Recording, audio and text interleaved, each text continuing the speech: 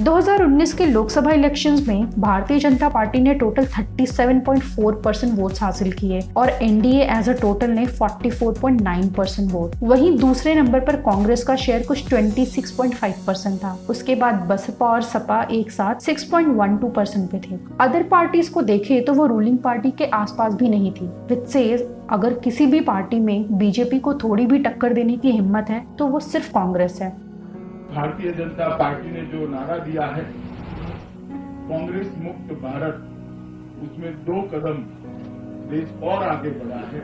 भाइयों बहनों, महात्मा गांधी ने चंपारण में अंग्रेज मुक्त हिंदुस्तान की बात कही थी। आज यहां से जुगल बनना चाहिए, गांधी मैदान से जुगल बजना चाहिए। कांग्रेस मुक्त भारत का सपना हिंदुस्तान का। क्या आपको इस भाषण में कोई प्रॉब्लम दिखती है? प्रॉब्लम सिर्फ इतना है कि कांग्रेस मुक्त भारत का नारा एक डेमोक्रेटिक कंट्री के लिए सही नहीं है। ये नारा कांग्रेस मुक्त भारत के बजाय करप्शन मुक्त भारत बनाने का होना चाहिए था। आज के समय में कांग्रेस की कितनी भी बदतर हालत होने के बावजूद और कितने भी करप्शन के एलिगेशंस और नॉन परफॉर्मेंस के बावजूद कांग्रेस इकलौती ऐसी पॉलिटिकल पार्टी है जो शायद बीजेपी को नेशनल लेवल पर टक्कर दे सकती है।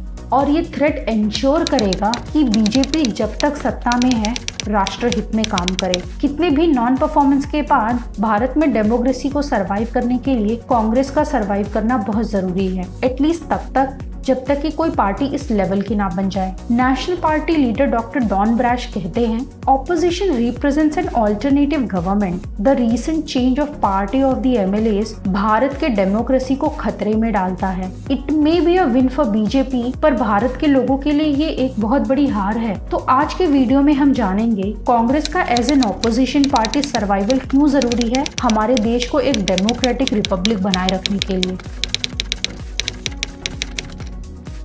डॉक्टर ब्रैश कहते हैं, ऑपोजिशन का इंडियन कंटेक्स्ट में कांग्रेस पार्टी का सबसे इम्पोर्टेंट काम करंट रूलिंग बीजेपी गवर्नमेंट को क्वेश्चन करना है। एक अच्छी ऑपोजिशन का काम सीरियस इश्यूज और पब्लिक इश्यूज को हाईलाइट करना, गवर्नमेंट को उनके पॉलिसीज और एक्ट के लिए अकाउंटेबल बनाना है। उन इश्यूज पर गवर्नमेंट से सवाल पूछना है जिनसे जनता को सच में फर्क पड़ता है, जैसे कि health, education, security, employment, rising prices of essentials etcetera. जैसे कि बढ़ते हुए अनियन प्राइसेस के लिए कांग्रेस ने बीजेपी को आंसरेबल पोजीशन में खड़ा कर दिया। सारे हिंदुस्तान में बाजार में आग लग गए, सारे चीजों की दाम बढ़ते जा रहे हैं, सर खासकर प्याज। और बीजेपी गवर्नमेंट ने निर्भया केस के समय गवर्नमेंट को अकाउंटेबल बनाया क्विक एक्शन लेने के लिए।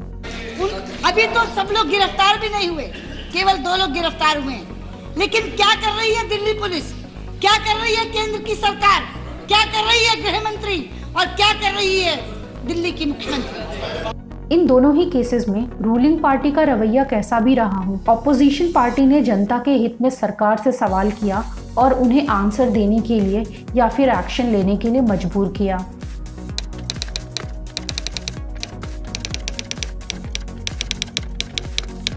Democracy without a strong and constructive opposition becomes authoritarian in nature, जो कि किसी भी डेमोक्रेसी के लिए सही नहीं है और रेड फ्लैग है। एक टर्म होता है अथॉरिटेरियन पॉपुलिज्म, जिसमें 2 ग्रुप्स में वैचारिक डिफरेंस क्रिएट किया जाता है, जो कि बाद में गवर्नमेंट के रिप्रेसिव मेजर्स को डिफेंड करने के लिए काम आता है। ये रिप्रेसिव मेजर्स किसी भी सोशल मूवमेंट के अगेंस्ट हो सकता है, किसी एक्टिविस्ट के अगेंस्ट हो सकता है, किसी इंडिविजुअल प्रोटेस्टर के अगेंस्ट हो सकता है, या फिर किसी स्पेसिफिक कम्युनिटी के अगेंस्ट हो सकता है। 2014 के बाद इसका एग्जाम्पल हमें उमर खालिद के अटेम्प्ट टू मर्डर के रूप में मिलता है, scholar activist M Kalburgi, Govind Pansare, Narendra Dabholkar and journalist Gauri Lankesh के मर्डरस वायलेंस में मिलता है। इंस्टीट्यूशनल लेवल पर जेएनयू, एएमयू, डीयू एक्सेट्रा के अगेंस्ट रिप्रेसिव मेजर्स यूज किए गए हैं। बिफोर 2014 देखें तो असीम त्रिवेदी नाम के कार्टूनिस्ट को एंटी करप्शन कार्टून्स बनाने के लिए जेल में डाल दिया गया था। कि बोलने की आजादी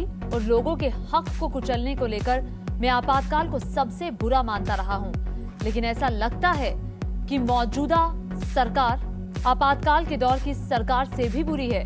इंदिरा गांधी का इमरजेंसी पीरियड गवर्नमेंट के अथॉरिटेरियन बनने का सबसे बड़ा एग्जाम्पल है। इन सारे ही केसेस में ऑपोजिशन ने बड़ा रोल प्ले किया और गवर्नमेंट से सवाल पे सवाल किए और उन्हें चेक में रखा। रूलिंग पार्टी की मनमानी को ऑपोजिशन 100% रोक तो नहीं सकता, बट जनता इलेक्टोरली रूलिंग पार्टी को नेक्स्ट इलेक्शन में रिजेक्ट कर सकती है। स्टीवन लेविट्स्की अपनी book how democracy is dying में बताते हैं हिटलर, मुसोलिनी, चावेज तीनों ने अपने एक्शन से कितने ही वार्निंग साइंस दिए, लेकिन लोगों ने यानी कि जनता ने और वीक ऑपोजिशन ने इसे ओवरलुक कर दिया। And these are the examples where democratically elected government turned into a dictatorship and lack of strong opposition was a very big reason for this.